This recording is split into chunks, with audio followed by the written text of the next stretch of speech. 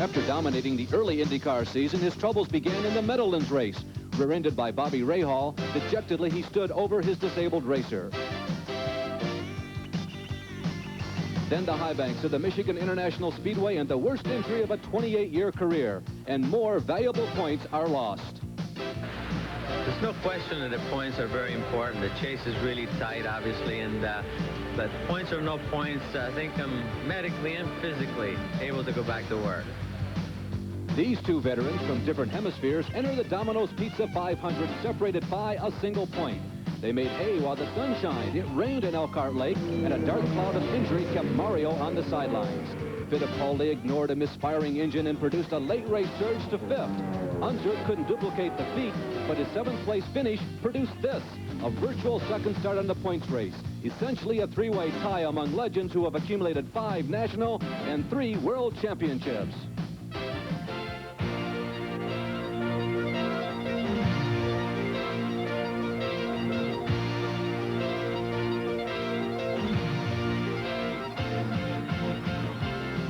ESPN, your #1 auto racing network, presents Auto Racing 85.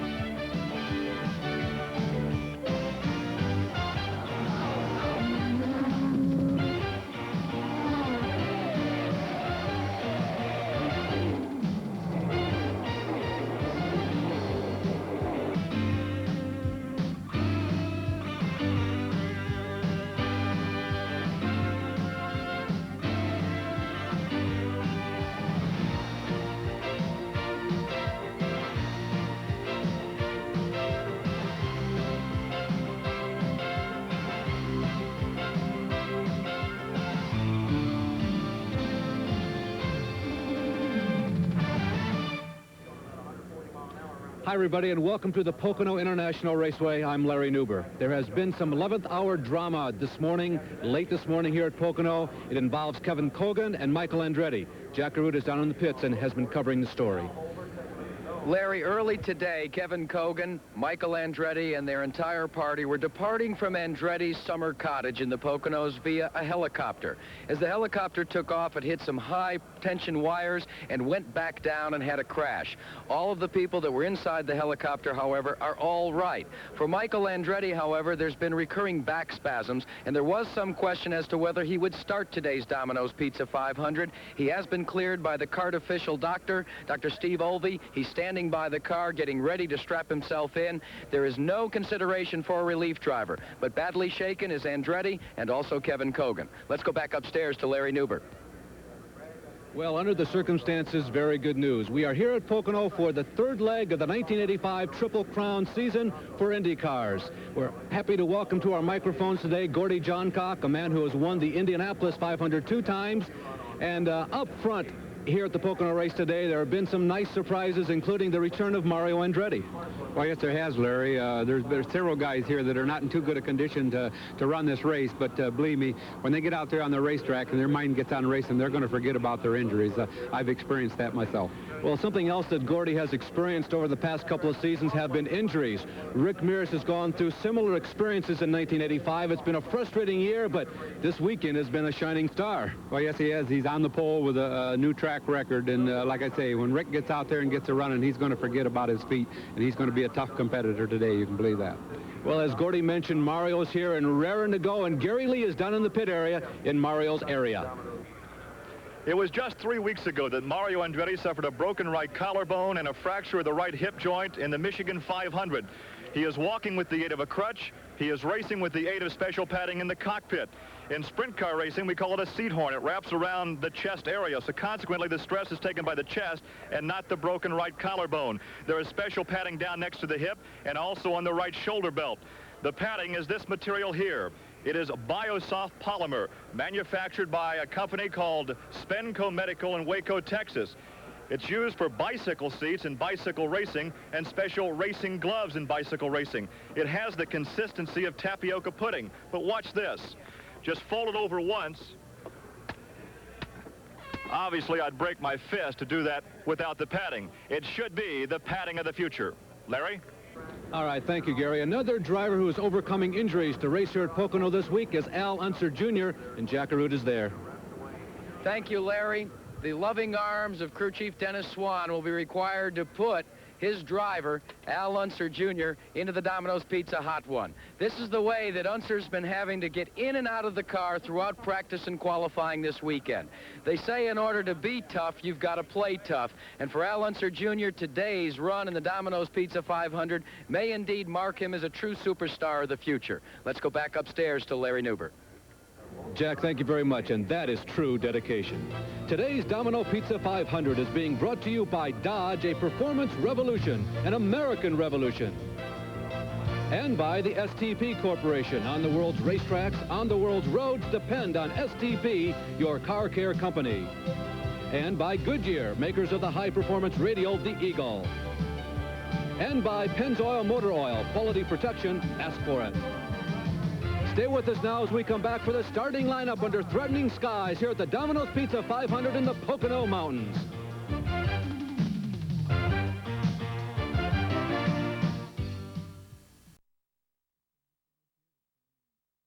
Our card officials, Rick Nadeau. Ladies and gentlemen, here's Mr. Tom Monahan for those famous words.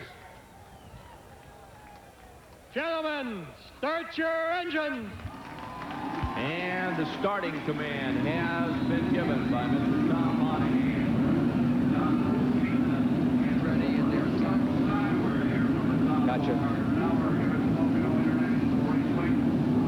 Bobby Rahal getting all ready to go. Phil Kruger, one of the surprise entries here at Pocono this weekend, as this starting field will be starting 3 abreast here at one of the 500s of the IndyCar season. Danny Sullivan, who has qualified so very well in 1985. He now has a string of 7 races in which he's finished first or second. That is concentration. Rick Mears, who sits on the pole, the brand new track record, looks like he is all ready to go. This would be a very big win if Rick Mears could pull it off.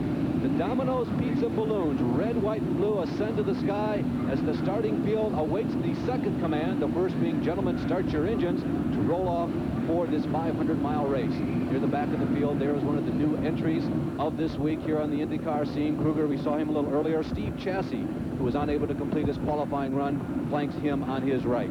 The front row, Mears, Sullivan, and Rahal.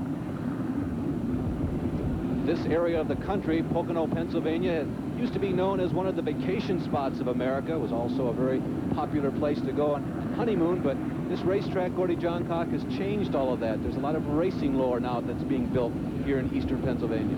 Well, yes, there is. There's a lot of fans that come from New York, New Jersey, out this way to watch the race. It's normally a very exciting race here. It's very tough to get set up for this track. Gordy, we're used to seeing a powder blue or sky blue helmet behind the wheel of number 20. The helmet is still there, but the name is different. Well, that's right, Larry. As you know, I retired on May 10th of this year, and Sammy Swindell is in the car on the ovals. Well, as we mentioned to you earlier, Rick Mears is on the pole, the brand new track record he qualified in at better than 203 miles an hour today. Here is the starting grid for today's Domino's Pizza 500. Pole setter Rick Mears, 203.532 is how the digits read out. He'll start on the inside of the front row. Rapid Danny Sullivan, Louisville, Kentucky, 202 miles an hour, middle of row number 2. Or row number 1, I beg your pardon. On the outside, Bobby Rahal. Now, these will all be marches. When Lolas and Eagles are in the field, we'll so designate. Michael Andretti hopes to recover from that drama this morning. He started on the inside of row number 2. And in the middle, another Texan, Johnny Rutherford from Fort Worth, the Vermont American Alex Foods March. On the outside of row number 2, Al Unser, the surprise of the 1985 season, the Hertz Special. Row number 3, the winner of the Michigan 500, Emerson Fittipaldi from Brazil. This car is sponsored by the 7-Eleven Corporation. In the middle, Kevin Kogan, also involved in that helicopter incident this morning, the Krakow Wolf System Special. And on the outside, the injured Al Unser Jr., driving the race's sponsored car, Domino's Pizza Hot One. In row number 4, father Mario Andretti, after that great early season drive, he now starts on the inside of row 4 in his Lola. In the middle, Jeff Brabham, the Australian who has moved to California in the Coors Light Silver Bullet. Oval specialist Pancho Carter, moving from California to Indiana and now driving the Valvoline Hawk. The rest of the starting grid in row 5, Roberto Guerrero, Scott Brayton, and Danny Ongayas. In row number 6, Ed Pym will be on the inside with A.J. Foyt, who was faster earlier in qualifying this weekend, in practice rather, is in the middle, and Jose Garza on the outside. In row 7, Tom Steva, he'll have to come from the back of the pack, Howdy Holmes and Dick Simon. In row number 8, Dennis Firestone, Sammy Swindell in the middle, and Dale Coyne on the outside. That's a Lola. And in row 9, the last row here this afternoon at Pocono, Phil Kruger, Steve Chassie, and Tom Bigelow. Today, as always on ESPN broadcast, we'll be attempting to hook up with some selective drivers via the radio, and one that would certainly be appropriate is Michael Andretti. Michael was involved in a very dramatic incident trying to get to the racetrack here today, and I'm going to check in with Michael. Michael, this is ESPN, Larry Nuber. How's it feeling out there, Michael? I heard you, Michael. I didn't guess they're not coming on. Maybe that's have a problem. Over. Well, right now, Michael is still trying to communicate with his pit crew as they're making those last-minute conversations and decisions about running this 500-mile race, and we'll give it another shot. Michael, this is Larry Nuber up in ESPN Control. Does everything now seem to be under control for you? Hey, Larry, this is Al Jr. Well, we had a little bit of a bobble there. This is Al Jr. Al, you're trying to come back from injuries this weekend. I know turn 2 at slower speeds was a problem, but how's it feel now? Well, the ankles got stronger since the first day I got it. I think they tried, Michael, but they haven't got through yet. Over. Okay, over. Well, Al also involved in those very important pit conversations before the green flag flies here. Jeff Brabham in the Coors Light Silver Bullet, the Rick Gallos machine from down in New Mexico, talking about Al Unser Jr., that's his hometown, comes into the pits here prematurely on one of 3 pace laps that will precede this 500-miler. Jeff, who has been very close to winning a couple times this year, may have to start from the back of the pack if he can't get back out there, Gordy, in time. Well, yes, he will, but it seemed like the last race they done this, they came in. I don't know if they were trying to get the last-minute fuel, but it doesn't look like it. It looks like they got a problem with the car here. Well, the front row continues to motor around and set the pace here in preparation for the Domino's Pizza 500. You know, something else that's become a tradition on ESPN broadcast are those of us who are monitoring this race and trying to make the call for you, picking drivers that we think will perform well, maybe win this race. And you know, Gordy, it's easy when you wait until about lap number 180, but here with 200 laps to go, selecting the winner of the race might become a difficult call. Before this morning, I got to tell you that I really liked the chances of Michael Andretti and Kevin Kogan. I felt that both of them showed a lot of confidence early on, but this morning has got to shake them. Looking toward a winner, my call, I keep thinking that Rahal is due, and right now, I guess early on, I would go with Bobby Rahal. Well, John Cock, how about you? Well, certainly, you know, all 3 guys in the front row have had a lot of problems this year. Rick and Sullivan and Rahal. And I got to feel that not just because they're in the front row and running the quickest, but it's got to, I believe, almost be one of their turns. Now, theoretically, because they're closer to the action, our pit reporters should be a little better at this than we are. So let's give them a shot. Gary Lee, your pick. The only guy to win the Triple Crown, Big Al Sr. Well, certainly if you look at his performance up till now, Al Sr. looks like he's due. Would you agree with that, Jack Arute? I'm afraid, Larry, that I'll have to. I think Al Sr. has run so well, especially in 500-mile contests this year, and you can't beat the knowledge upstairs. That's what's so important when you come and talk about Al Unser Sr. Well, it's unanimous down in the pit area, at least. Al Unser to win the Domino's Pizza 500. We'll be back with the exciting start of today's 500-miler from the Pocono, Pennsylvania mountains right after this.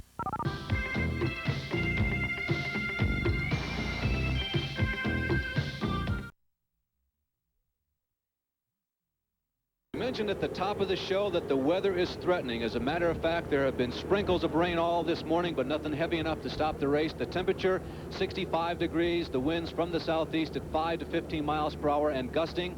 The chance of sunshine is only 5%. The humidity, kind of a moderate 60 degrees. And the skies right now, very overcast. Getting ready to start this 500-mile race. Gordy, when you start 3 abreast, no matter how big the racetrack is, no matter how many rows are involved, you've got to pay attention, don't you? Well, you certainly do, especially more so at Indianapolis you do here at Pocono. You have a real wide straightaway here at Pocono, and it certainly does help. And they repaved it recently, and it's pretty good. Rick Mears will bring the field down. It's a 3/5 of a mile long front stretch. Nick Fernaro looking over the field. They seem to be in perfect alignment. The green flag is out. The Domino's Pizza 500 is underway. The front row is 4, maybe 5 abreast going into turn 1. It looks like Danny Sullivan, for about the umpteenth time in 1985, emerges on top. Sullivan has led so many of these IndyCar races in the early stages of this season, and Sullivan streams down the long pond backstretch. There is Michael Andretti going to the inside of Danny Sullivan, and Michael Andretti looks for the early lead.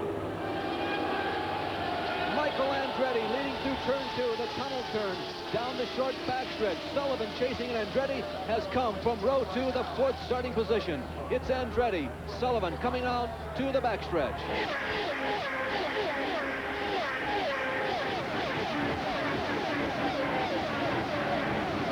Well, just maybe, Gordy, I outguessed myself. I said I really felt that Hogan and Michael Andretti were maybe poised on the edge of greatness, and if the first lap was any indication, Michael's feeling real racy. Well, he's running real great. His car must be performing real well. He got a jump on him coming down the front straightaway here, and he was second going into turn 1, and then after they come out of turn 1, he passed Sullivan going down the back straightaway. What a great moment this would be for Michael Andretti. This is, in effect, his home racetrack.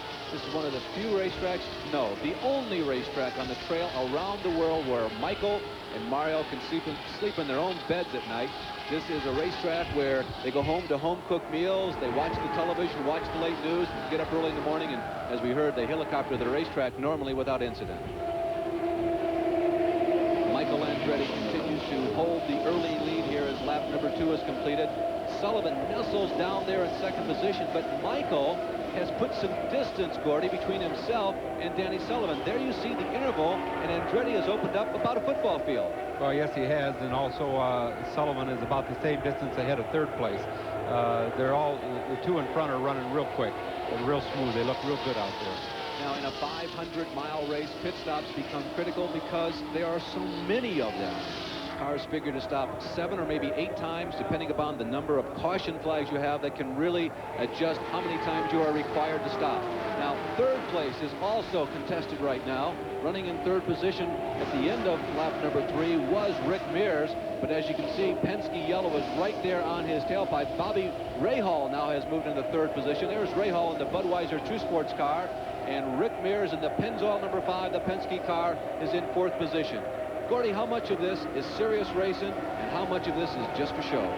Well, they're all trying to just kind of hold their position right now. You know, it's just the very beginning of the race, and especially the pros that are up here front, including Michael. You know, they're just trying to hold their position and get their car working well where they know they can perform at the end of the race. Rahal looks like he's doing much better today than he did at Elkhart Lake. He's not scrubbing the bottom, so... That is Texan John R. Johnny Rutherford. You know, he has struggled in the 1985 season, but right now, Johnny Rutherford has moved up into the number 5 position unofficially. He was just able to dispose of Al Unser Sr. Rutherford has had a good week. He has been among the 10 fastest drivers all weekend long. In practice on Thursday and Friday, qualifying on Saturday, and he comes into today's race. It's like a homecoming for Johnny. This is the kind of racetrack that he excelled on back in the 1970s, the late 1960s. He was very anxious to race at Pocono, almost as an atonement for this season so far, Gordy. Well, yes, you know, this is a new team for him this year, and it takes a little bit to get with it. You start working with new people. It takes you a little time to get confident in your pit crew and get settled down to where you can really perform right. Johnny Rutherford, a former USAC sprint car champion, a man who we saw win for the first and only time, as a matter of fact, on a road course at Mid-Ohio back in 1980. And Rutherford looks like he is ready to deal and duel with the best of them this afternoon here at Pocono. You know, the threatening weather has other ramifications other than just delaying this race. The kart officials will have the option of this in this race, if it is stopped after 100 laps, of declaring it a race. Now, Gordy, what do you think? If you were in a car trying to make decisions like that, would you be thinking, hey, if it rains and we have completed only 101 laps, they may call this thing. Do I got to get to the front earlier than usual? Well, your pit crew will kind of keep you. You know, you're really not thinking about that out there running on the track. Your pit crew is more or less paying attention to that. I know the STP Patrick Racing team, a lot of times in the weather like this, they even had a pilot up there in the airplane talking to them down, you know, telling them about the weather. So you know what to do. You know, you could turn up your boost. If you knew it was going to rain, you could turn up your boost and get to the front. So you could be up there in case a yellow did come out. Well, there is Bobby Rahal running in third. Johnny Rutherford is moving up, but what a performance by Michael Andretti. I talked with the Craco Electrolux crew, and I said, why is he out in front? Did he simply get a good hole shot? They said he's been starting well all season. He's had great starts. So remember, how can you formulate a pre-race strategy when you have a helicopter crash in the morning? So right now, Michael is just feeling great. Well, pre-race strategy or not, Michael Andretti is showing nothing but rear tires and an exhaust pipe to the rest of the field.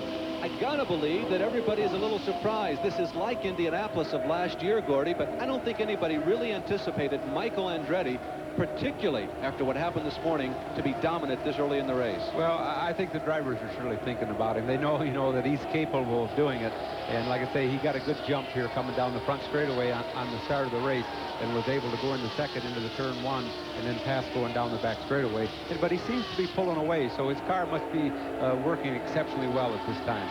Well, remember that Michael is a part of a two-car team, and already lapping begins as you see Michael coming down the long front stretch.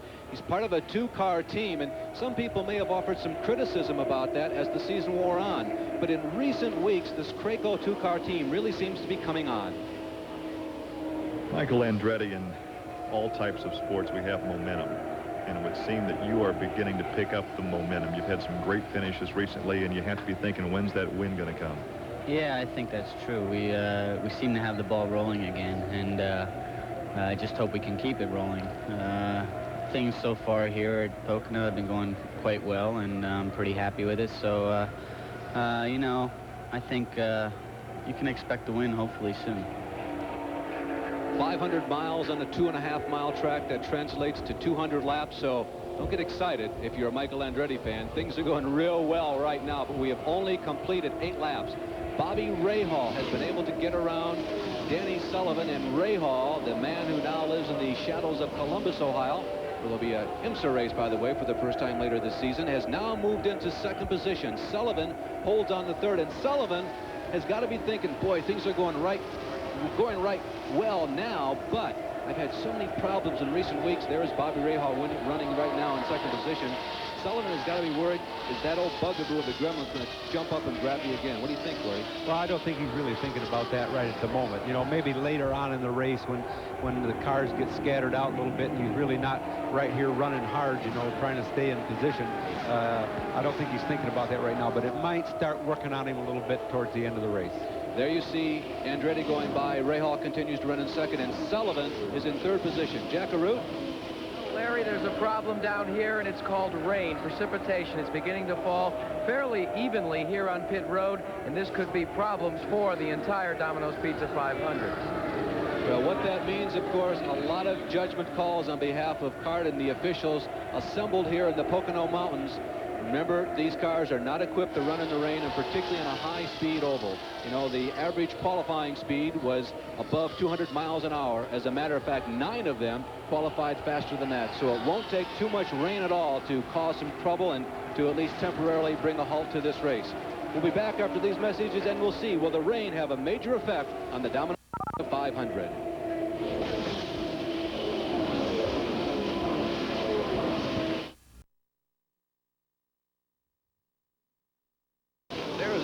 Senior flashing through your frame there in that bright yellow Penske car leading this pack right now.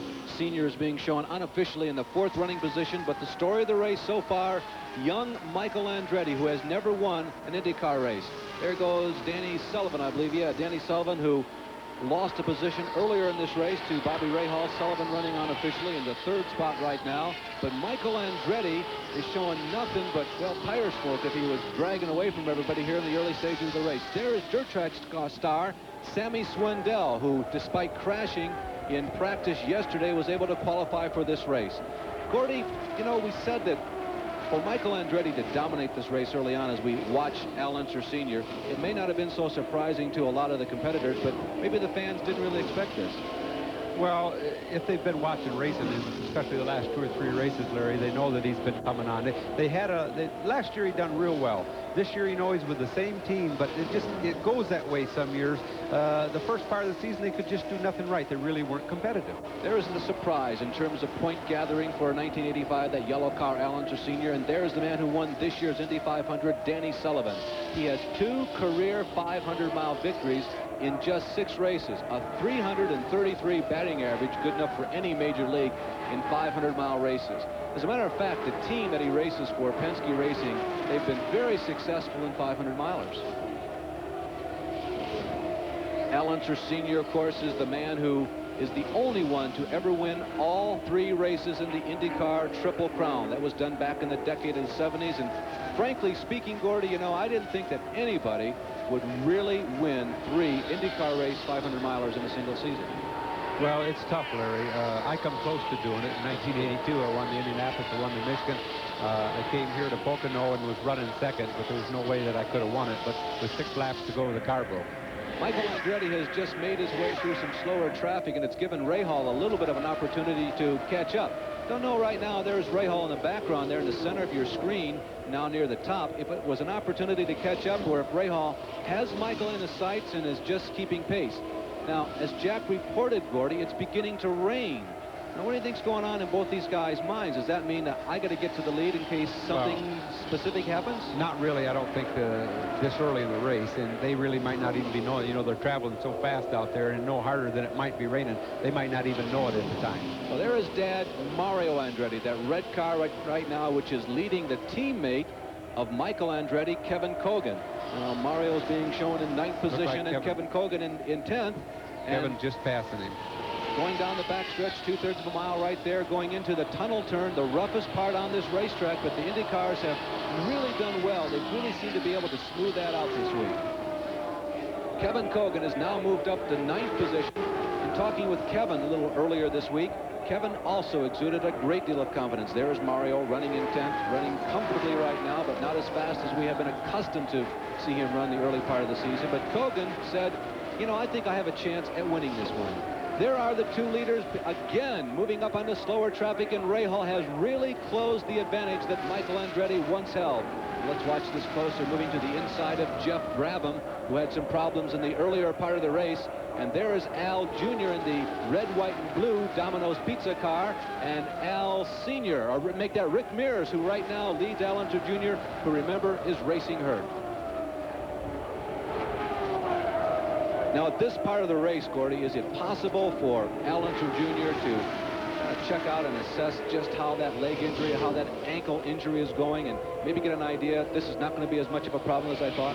Well, I think so. You know, unless it's really bothering him, he's not even going to be thinking about it when he's out there running, especially when he's running up here for positions right now. He seems to be running real well, and I doubt very much if it's bothering him whatsoever. They're going at it for 6th position. Al Jr. moves to the inside of Rick Mears, takes over the number 6 spot, and Rick Mears is relegated to 7th.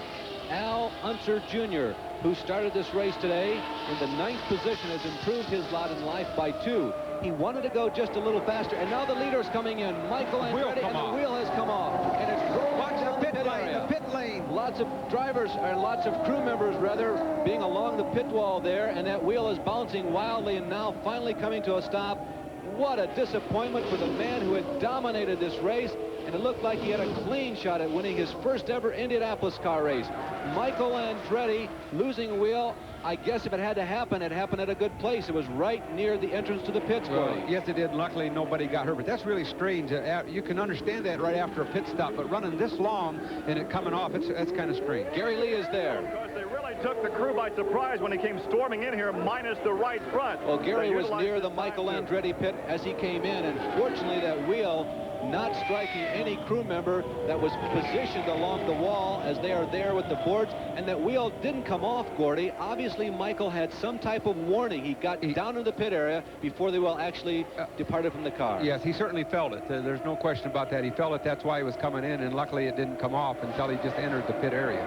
Boy, that certainly has to give you second thoughts, though, when you go back out. You got it slowed down. If that had happened to him going into number 1 turn, he could have very well been in serious problem. The number 1 turn is 14 degrees in banking. It's the highest banked, at least according to the speculations, or rather to the specifications that were given by the racetrack. But it is a corner that seems to be banking perhaps just a little more than what the books would say, Gordy. Well, they say number 3 corner here is banked 6 degrees, but to me, and number 2 is banked 8. But, you know, I think that corner is a little bit flatter than that. It certainly seems like it to me. Bobby Rahal has just moved underneath Michael Andretti. Not for the lead, but to put Michael 1 lap down. Now, the question becomes, as Michael is, as they say in the South, figuring up and checking out their race car.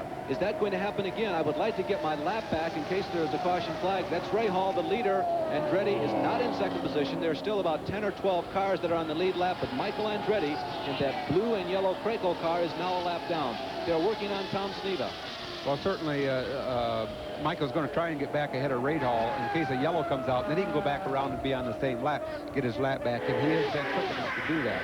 I doubt very much if he's thinking much about his wheel coming off, but he might be thinking about it a little bit later. Well, heavy traffic. There you see Al Unser Sr., who continues to ride right on the heels of Rahal. Sparks coming up, and that's something that we've all been accustomed to seeing from the Truman car all year, Gordy. Well, yeah, especially at Elkhart Lake. I couldn't believe, as bad as that car was hitting, that he was even able to finish the race. But it's not as serious here today, and I think you see it when he got down low on the racetrack where it's a little bit rougher. Well, it was something they had prepared for, but I don't think even they expected that. Al Unser Sr., the man who has surprised everybody by coming out of the bushes. He was just a substitute driver. He was the 3rd driver on essentially a 2-car team, except for 3 500-mile races, and he leads the point standings. In effect, he leads. It's a 3-way tie, and it's like a brand new start in the 1985 point season. Moving to the inside of Dennis Firestone, going down this long front stretch, chasing Rahal. There's Rahal shooting sparks again, going into turn number 1, shooting around the inside, down where the groove is, and he really got out of that traffic with some, and squirms just a bit coming out of turn number 1. There's Al Unser Sr. still trying to work his way through the slower traffic, and Rahal really disposed of all those people in fine fashion, Gordy. Well, yes, he did. He got by him real quick. But, you know, if they're single file out, it's not really hard to do that. But when Al come up on them there, they were kind of 2 abreast, and it's definitely a little more difficult to get around them when they're in that situation. Well, here at Pocono, in that it's a 2.5-mile racetrack and you can travel at speeds up to 200 miles per hour, things will happen quickly, including the pit stops. Now, it's not like a stock car. You can't go 100 miles, so pit stops will be coming up within the next 10 laps or so. 24 laps have been completed. Michael Andretti looked like he was headed for victory, but problems with the wheel coming off has given the lead to Bobby Rahal.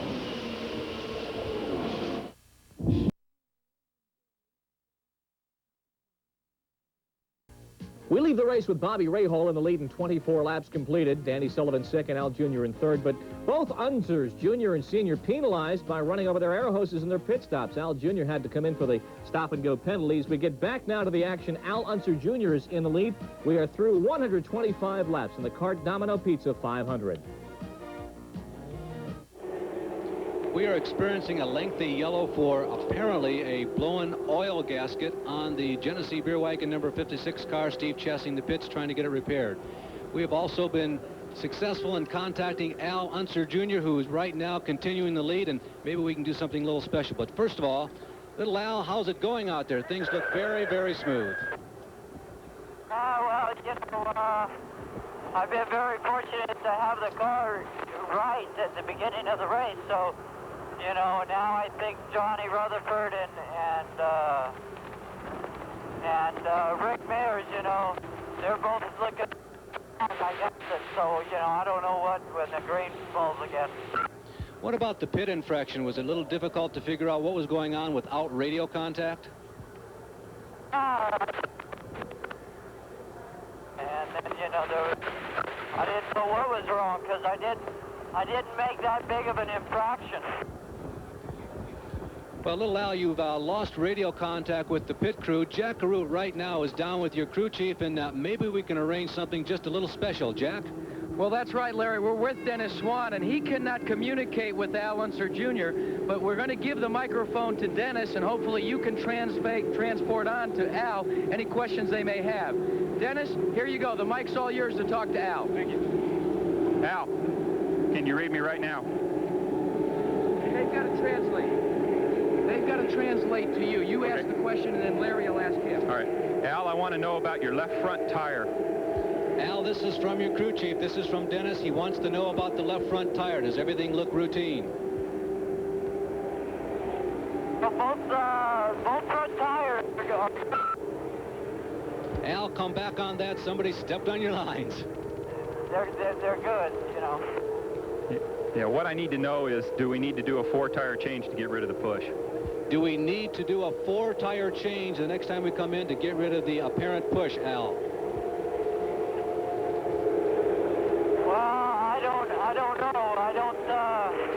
I don't think so, you know. Thank you. The car's working pretty good. Tell him the car's working pretty good. That I like the little bit of push that's in it, you know. Okay. Well, apparently, Al Jr. That's the change, gentlemen. I've never had to be able to interview a crew chief that interviews a driver through Larry Nuber. Kind of unusual, but a first for ESPN and television, I believe. Yeah, it really was, Jack. And I would imagine that Al Unser Jr. really appreciated that, because he's been out there in silence. All he's had is the roar of the engine for apparently this entire race, Gordy, and that would be a welcome sign. Human voices. It certainly helps. It is difficult without your radio.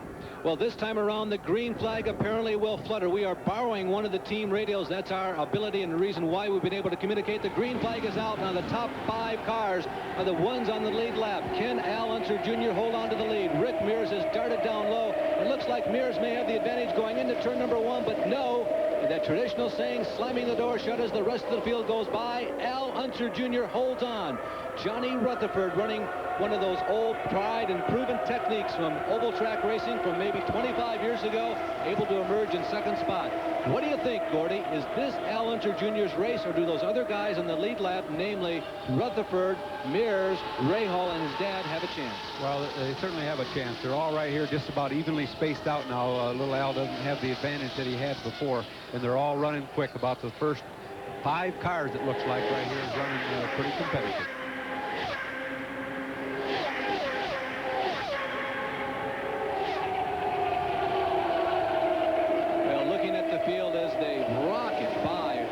Between turns 2 and 3, you really get it. And we've had a lead change. Johnny Rutherford surprisingly goes to the inside of Al Unser Jr. And Rutherford, for the first time in 1985, assumes the lead under a green flag condition. He has got to be smiling inside that Lone Star helmet. Yeah, he sure is. And he's running quick, too. He seems to be pulling away from Al just a little bit right now.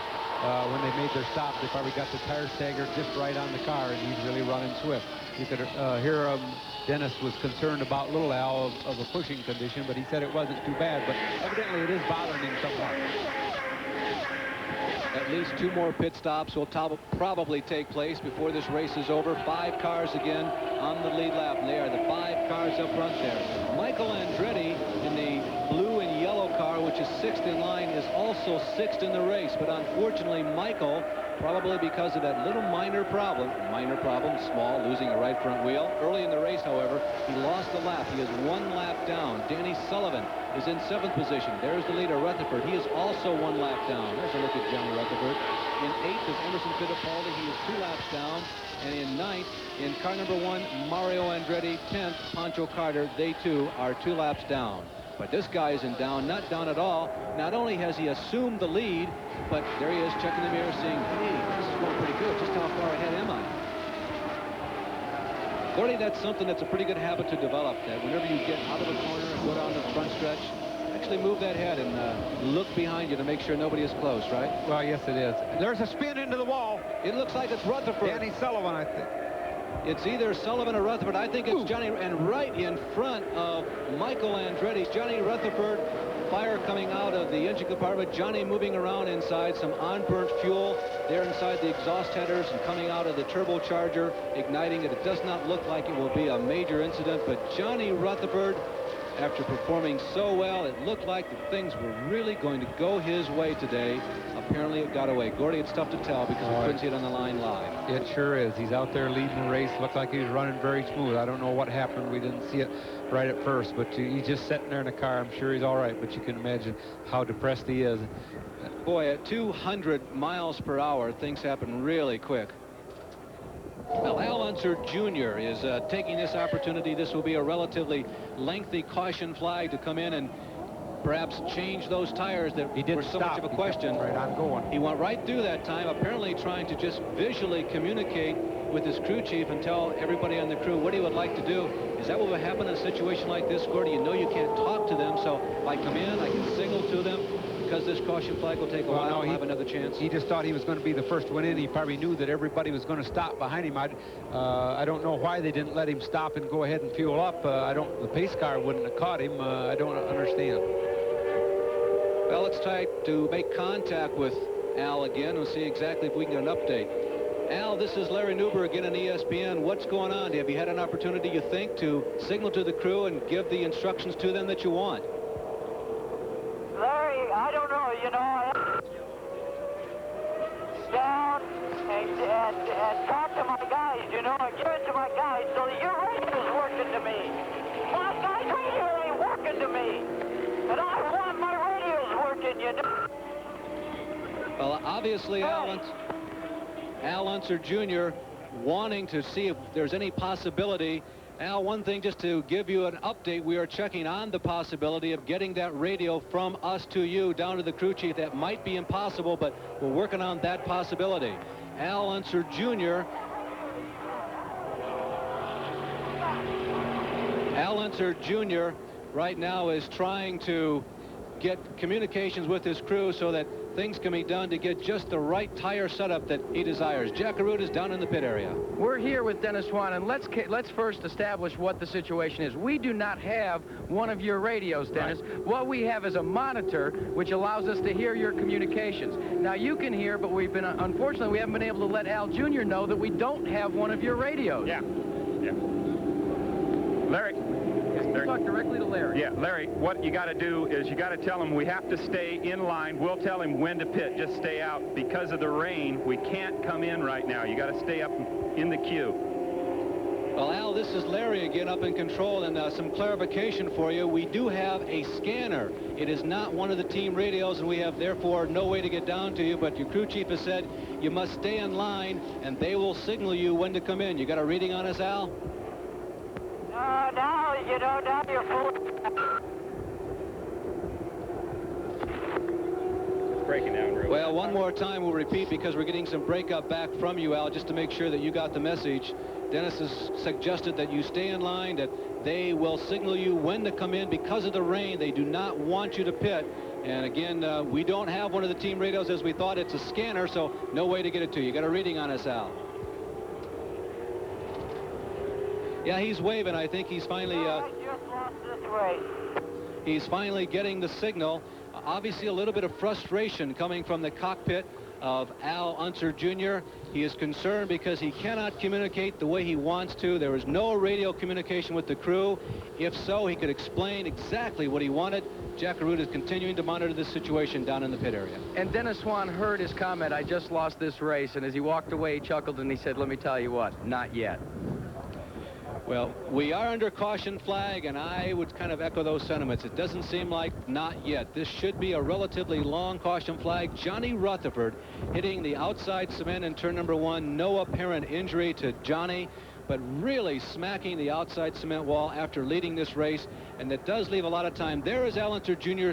scooting underneath Rutherford as he grinds along the cement wall on the outside of that 14-degree bank, 670-foot corner.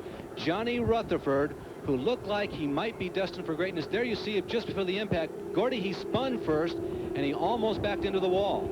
Yeah, he hit with the nose first, though, and it threw it around. Just hope that he didn't hit hard enough that it's hurt his feet. But he was pretty lucky right there that someone didn't get him broadside also. He is sliding right back down the track in front of Michael Andretti, a lap down Michael. And at that point, Michael just points the race car to where Johnny is and stands on the throttle and tries to get around. But Johnny Rutherford, after that great opportunity to perform well here, looks like he's certainly dead for today. Johnny Rutherford, we will update you on his personal physical condition when this break is over. Stay with us for more of the Domino's Pizza 500.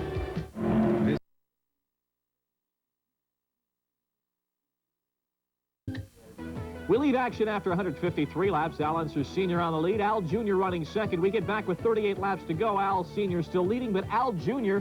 passed Mario Andretti during the caution, so he had to come in once again for another stop-and-go penalty, his second of the race. So as we get back to the action now, 38 laps to go. Al Unser Sr. on the lead at the Domino Pizza 500. Larry Newberg, Gordon Johncock, Jack Arud, and Gary Lee back at Pocono, and with Rick Mears sitting behind the wheel of the Pennzoil Z7 car today. Means the fourth time this year that he's raced, the exact same number of times that he's driven the pace car, Gordon. Question, at this point in the race, one more pit stop to go, remember, it looks like Junior is catching him. What do you think? You follow him, just be content with that? Or do you pass Rick Mears and take your chances before this last stop? No, if I was Al Jr. and my car was handling, looks like as well as he was, I think I would go ahead and pass Rick, because it's not easy running a car back there in the dead air. And if he's running well enough, he should definitely, I would think, go around him. Here's another call to make. Do you follow the leader? If Mears pits on this lap or in 2 laps, do you follow him in? Or do you stay in your own game plan and pit whenever you see fit? Well, I think we just got the answer. Gary Lee is standing by in the Doug Sherson Domino's Pizza pit, ready to call this pit stop by Al Unser Jr. And indeed, here he comes. The bright green hat on Dennis Swan. Swan indicates where he's supposed to stop. He stops right on the money. The car going up on the jacks. Well, it's not up yet. They're not going to change the tires. They're not changing tires. They're just topping off the fuel. It should be a good, fast stop for Al Jr. He revs the engine. So frequently we've seen these engines die at pit stops. He revs it up, and he's underway.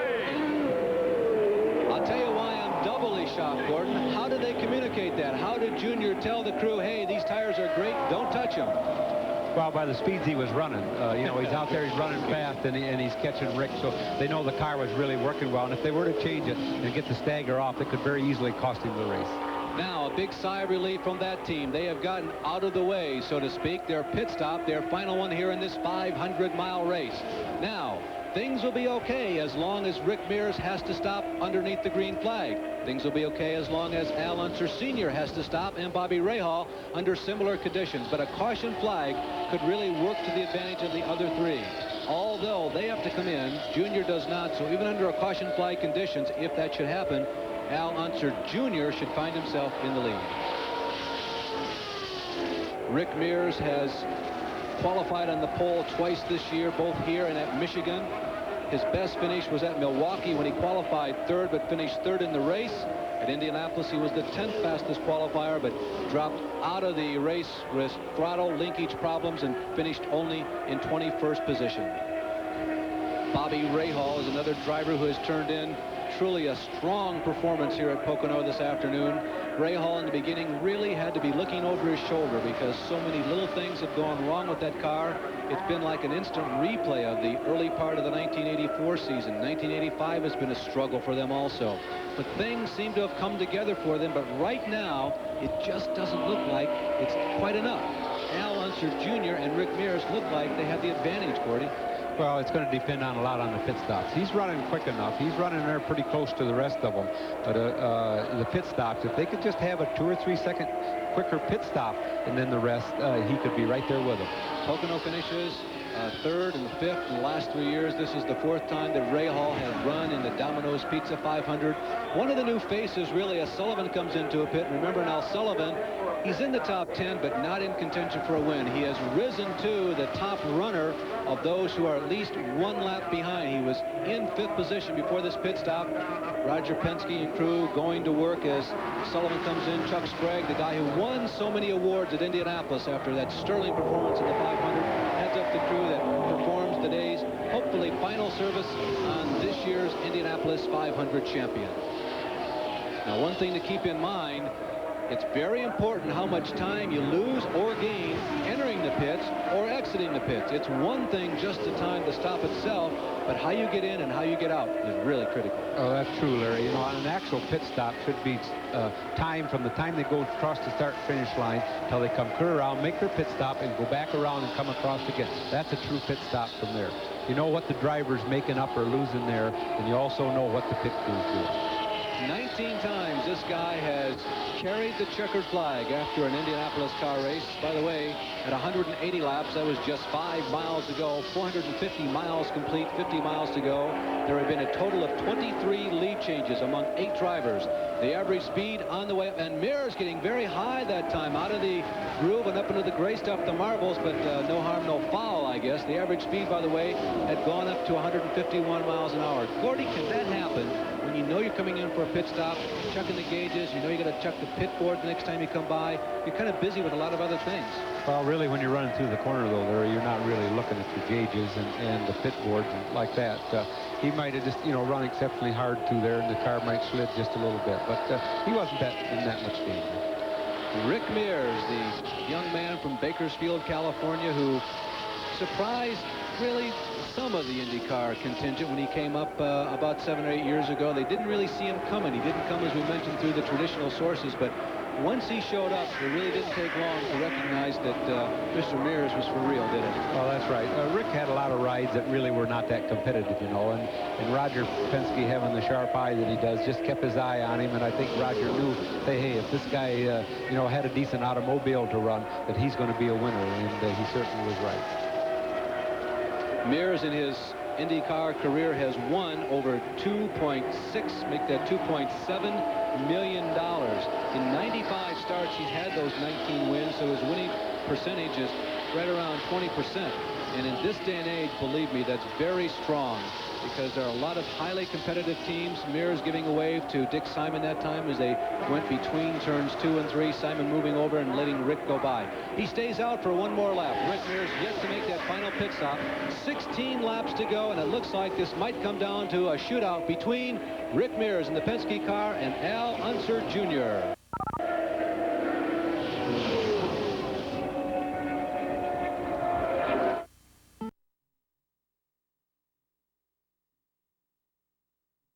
Every Thursday evening here on ESPN, normally scheduled at 7:30 p.m., join me along with Bob Jenkins for the latest from the world of automobile racing, even boats and motorcycles on Speed Week. Now, Bob is vacationing, maybe working over in Europe, covering the Formula One circuit.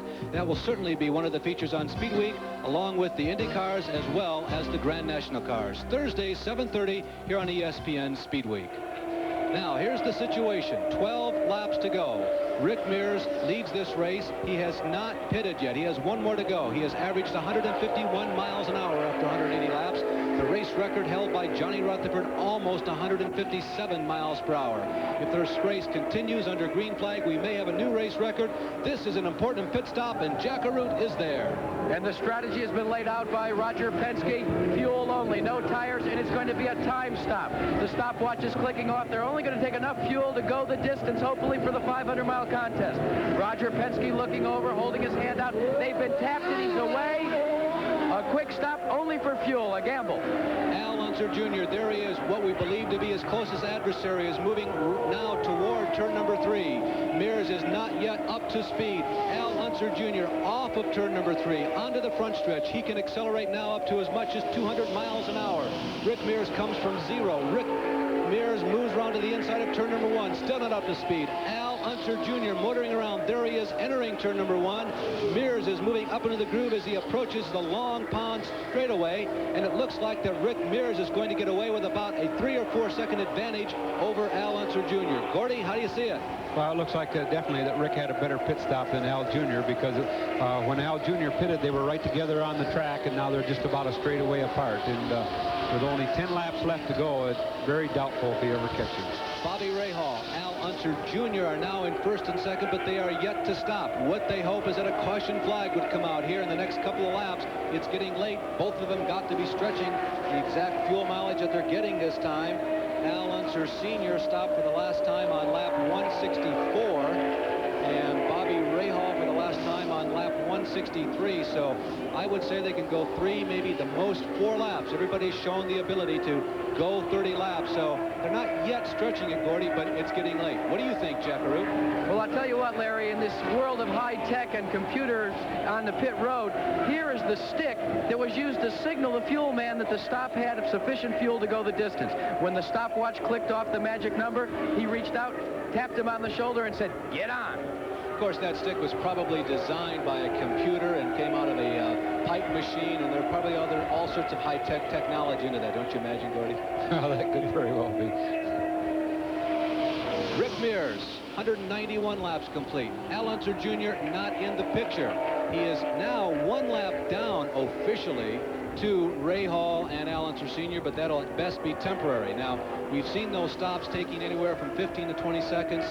By the time you slow down and speed up, Gordy, it equates to about 45 or 50 seconds. So everybody is still right on the beam that they were on a few laps ago. But again, it keeps coming back to this guy and the other guy you just saw, the one in the red, white, and blue car. Now, we're looking for the interval. There is first place in turn 3. That's Mears. Al Unser Jr. has yet to emerge. He's still coming through turn number 2 down the backstretch, and you can see it's a big interval visually, and I don't know that he can make that up in 8 laps, Gordon. No, not that much a distance unless Rick starts having problems. He'll never be able to make up that much. Repeating once again, Ray Hall and Al Unser Sr. not pushing it yet. We figure they got 1 or 2 more laps before they get to the point where they're really extending themselves, but they have to come in one more time. Now, where are they on the racetrack? Right now, the number 3 car of Ray Hall is 11 seconds ahead, and Ray Hall now coming in. Ray Hall ready to go, and Gary Lee is there. One time stop for Rick Mears. This is another time stop as the yellow flag comes out. What's the problem on the racetrack? Debris between turns 2 and turn 3. It looks like something off of Johnny Rutherford's car, but that certainly is not possible because Rutherford crashed out a number of laps ago. Ray Hall powers out. Remains to be seen whether or not this will give anybody an advantage in terms of laps lost. This could scramble the standings. You just never know. Al Unser Jr. going by Ray Hall.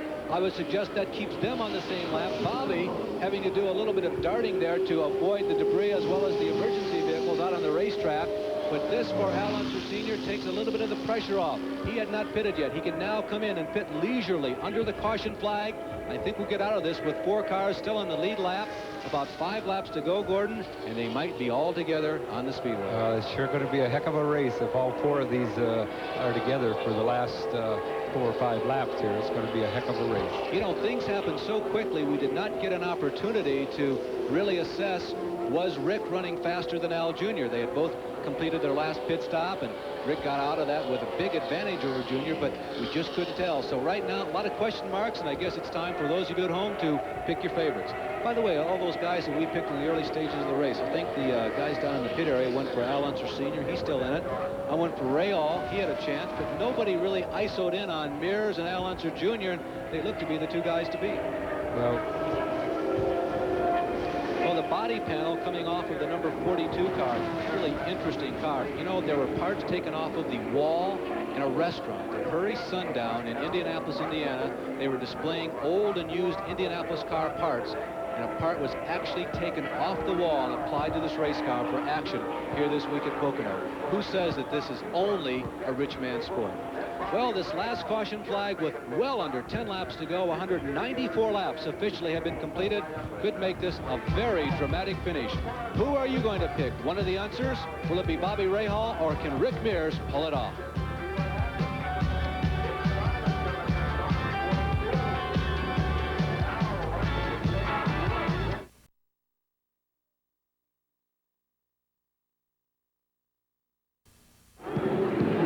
Discussion has been completed. The decision was made to bring Al Sr. in. At first they said no. We stopped at 36 laps ago. We can go the distance. Then the discussion began. A time stop again. A slight adjustment to the front wing, and he's underway. So a very last-minute decision to bring Al Sr. in. Well, Gordy, something that might have played into that decision was that the rest of the leaders are in the back of the field. There are going to be that many cars separating the 4 of them. Well, that's true. There's not that many cars out there, and in a big track like this, it should be pretty easy to get by. But I don't know if they thought about it or not, but one thing that might have really helped them is they had a good, fresh set of cool tires left to stick on. They had plenty of time to put them on. It might have won the race for them. Well, the indications we are getting is that we will go green the next lap. Al Unser Sr. is the 4th car in the lead lap.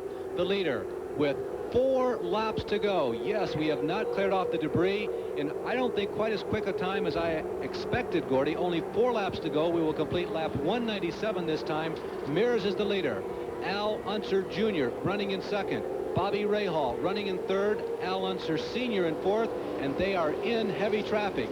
The best trafficker might win this race. Well, that's true, and just hopefully the cars that have been lapped will get down out of the way and let them put on a race. Okay, quick rundown of the rest of them. Sullivan is 5th, Fittipaldi is 6th, Andretti, Mario is 7th, and 8th is Tom Sneva. 9th is Dennis Firestone, 10th is Dick Simon. Those cars still on the racetrack. Steve Chassis 11th, and Pancho Carter, the last car to drop out of this race up to this point, will be given 12th position. Just 3 laps to go after we get the green flag. They are accelerating. They are at full throttle already. Out of turn number 4, the crowd is on its feet, cheering wildly. Rick Mears trying to find a way to get around. Al Unser Jr. reads the situation. There you see him darting down behind Mears. Mears goes to the extreme end of inside of the racetrack. There are still 3 lap cars in front of him. Mario Andretti makes way, moves to the high side. Mears gets by. Al Unser Jr. temporarily held up. Down through the long pond backstretch, entering turn number 2. Junior has still not gotten around the number 5 car of Rick Mears. Rick Mears has Andretti, Mario Andretti, between him and Al Unser Jr. Junior looking to the high side. Gordy, what would you do if you were Junior right now? Well, you're going to have to come under Mario right here. It's kind of usual that Mario's not getting out of the way and letting him go because he's been in situations like this. And now the gap is opening up, and it doesn't look like little Al's going to be able to catch him. Gordy, I'll tell you, there's such an interval that has opened up. I don't know that it's necessarily a matter of courtesy. I don't think Al Jr. is able to get around Mario. Mario, of course, is racing for position. He doesn't know exactly where he is on the racetrack. He knows he's laps behind. I think he would make way for Al Jr. if Al Jr. really showed the strength to get around. He doesn't look like he can get in trouble. That's Dick Simon blowing an engine here late in the race with 198 laps completed. Will he be spreading oil on the racetrack? Will this race end under the yellow flag? Bobby Rahal coming in. Possibly a bad tire. What do you think, Gordy? Well, I don't understand why Rahal stopped, but I think the oil from Simon's, he got down low, and there might not even have been any oil, so you're not going to see any yellow. They're going to be able to race to the finish. The right rear going down on Bobby Rahal. That monitoring off the radio. We believe the white flag coming up. Yes, starter Nick Bonoro waving the right flag, and Rick Mears has a comfortable lead. Rick Mears looks like he may be making the most of one of his infrequent rides in the 1985 season into turn number 1. He's got 2 straightaways and a half to go. He'll now approach the long pond straightaway down the B, almost the backstretch, 3/5 of a mile in length. It's pretty long, but it sets you up for the most precarious corner in this racetrack. He moves to the inside of Emerson Fittipaldi. Rick Mears over the tunnel corner, now down to the north straight, 1/3 of a mile, 1,780 feet. Now he approaches turn number 3. It's not a negative camber corner, but sometimes it seems like it because it's so long, agonizingly long. Rick Mears comes out of turn number 3, looks up. It looks like he's going to win a 500-mile race, and the checkered flag is for Rick Mears. Al Unser Jr. will net 2nd position. Al Unser Sr. is 3rd, and Bobby Rahal, after a very late pit stop for a tire that has gone down, is relegated to a disappointing 4th position. But considering the year that Bobby Rahal has had, Gordy, that has got to be a victory almost. Well, yes, I'm sure he's happy just to finish the race, but if they punctured a tire there at the last end, that shows you some of his bad luck that's been going with him all year. But to be able to finish the 500 miles and 200 laps, he's done a great job today. Rick Mears and Al Unser Jr. pulling alongside of each other and exchanging some congratulations. The camaraderie that goes along with big-time Indianapolis car racing in the decades of the 80s.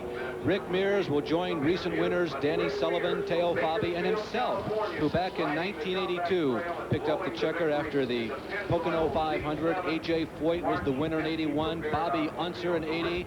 Foyt again in 79. Al Unser was the victor here in 1978, and Sneva was the 77 winner. Well, checking the time on that, we may be close to a new race record speed. They were approaching Johnny Rutherford's 1974 track record of almost 157 miles an hour. Lots of green flag racing there in the latter stages of this race. We'll be back with more, including the winner's interview after this from Pocono, Pennsylvania.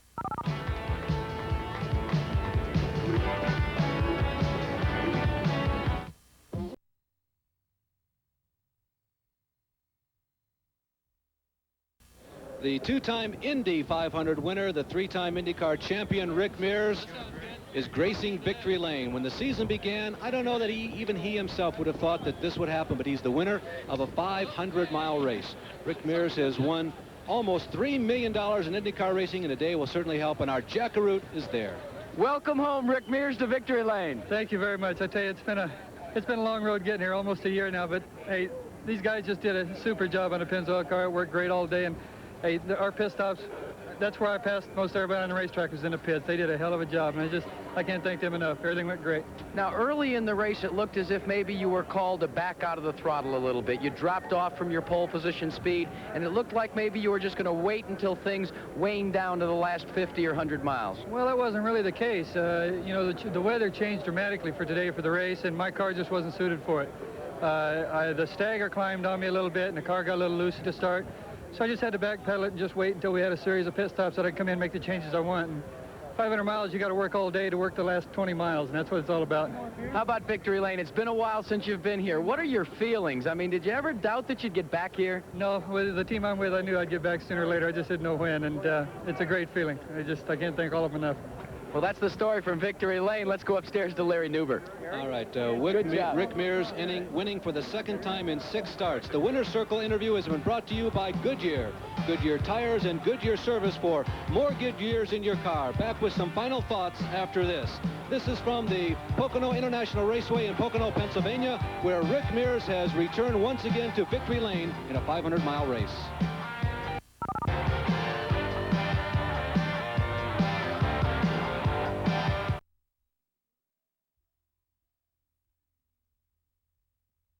Back at Pocono, where Rick Mears is still celebrating his 4th IndyCar 500-mile race win. The 200 laps today were completed in the time of 3 hours and 31 minutes, an average speed of almost 152 miles an hour, not a new track record. There were 8 different leaders, 26 times the lead exchanged hands, 5 caution flags for a total of 33 laps. The Domino's Pizza 500 has been brought to you by the STP Corporation. On the world's racetracks, on the world's roads, depend on STP, your car care company. And by Chevrolet, who invites you to see today's Chevy, drive today's Chevy, live today's Chevy. And by the Pennzoil Motor Oil Company, quality protection, ask for it. We'll be back with more, including the updated point standings, after this.